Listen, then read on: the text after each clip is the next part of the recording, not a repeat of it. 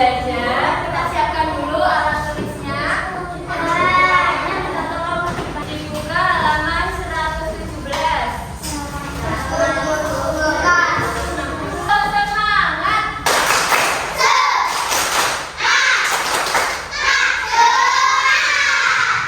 Sebelumnya sudah belajar tentang antonim dan sinonim.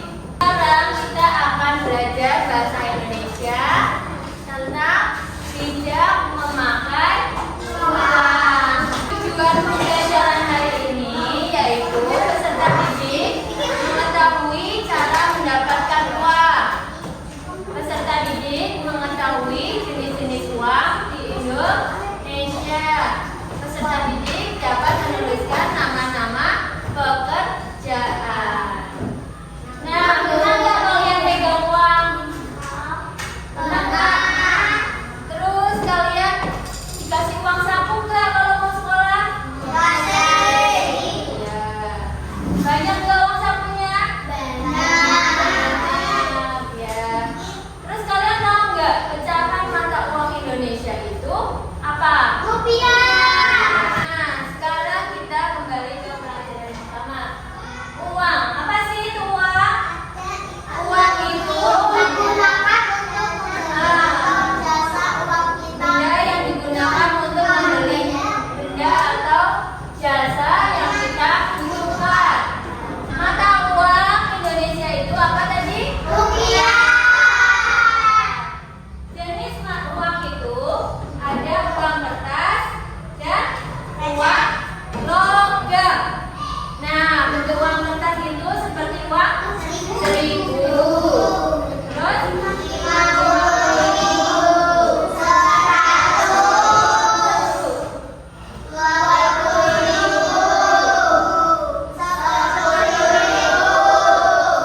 Nah, yang logam itu bentuknya koin seperti uang 1.000,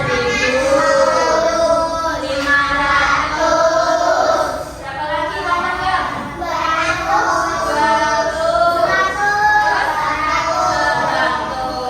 Ya, jadi udah tahu ya, jenis uang itu ada dua, uang kertas dan uang logam. Nah, membacanya ini, kalau ini uang berapa? 100.000 rupiah. Nah, uang, fungsi uang itu ada 3, yaitu sebagai alat, sebagai alat penghitung, sebagai penyimpan nilai. Jadi uang bisa digunakan untuk nanti, kita simpan dulu untuk nanti. Sebagai alat tukar, untuk alat pembayaran, membeli jajan, bisa beli barang yang kamu butuhkan. Oke, paham ya? Nah, coba dilihat di halaman 129. Lihat gambarnya itu, cara-cara mendapatkan uang. Caranya apa aja itu yang pertama? Dengan menjual jasa. Contohnya apa? Ojek online itu menjual jasa. Terus apa lagi?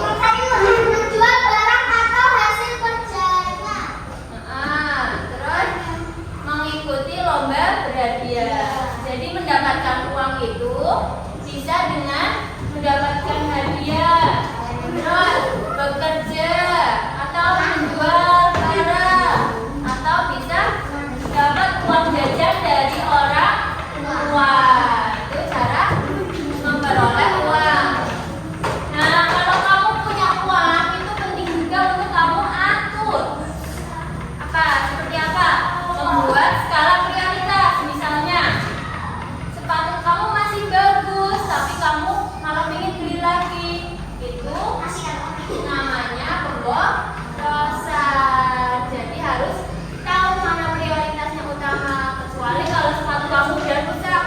Nah, ini kamu butuh banget kan untuk beli, untuk berangkat ke sekolah. Jadi itu boleh.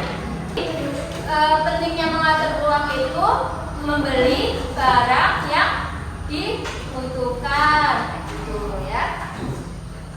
Nah, coba dilihat halaman selanjutnya. Di situ ada gambar, coba diperhatikan. Gambar apa sih itu?